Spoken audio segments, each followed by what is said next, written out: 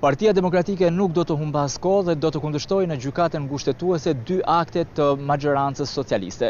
I pari ka të bëjë me dekretimin e presidentit Bajram Begaj të diellës dhe i dyti ka të bëjë me miratimin me procedurë të përshpejtuar të ndryshimeve në rregulloren e Kuvendit të Shqipërisë. Kjo ishte vendimarrja e grupit parlamentar të Partisë Demokratike në një mbledhje me dyer të mbyllura. Duhet ta nisim urgjentisht këtë dekret në gjykatë kushtetuese që të arkivohet në banesën e turpit të historisë. Ne duhet dërgojmë menjëherë gjykatë kushtetuese me kërkesë edhe për pezullimin e vendimit të sotshëm të miratimit të ndryshimeve të rregullores në të cilën janë shkelur parimet themelore të kushtetutës, janë shkelur nenet e saj, germa dhe fryma e saj,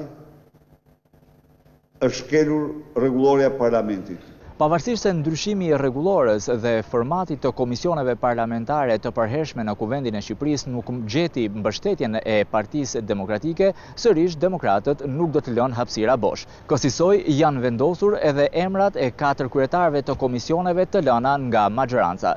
Jorita Tabaku do të drejtojë Komisionin për të drejtën e informimit. Luciano Boçi do të drejtojë Komisionin për edukimin dhe sportet. Nga ana tjetër, deputetja Ina Zhupa do të jetë kryetare për Komisionin për kulturën dhe turizmin. Krahas emrave të kryetarëve të komisioneve të përhershme parlamentare, grupi parlamentar i Partisë Demokratike zgjodhi edhe 7 përfaqësuesit në nivel nën kryetarësh në komisionet që do të drejtohen nga ana e Partisë Socialiste.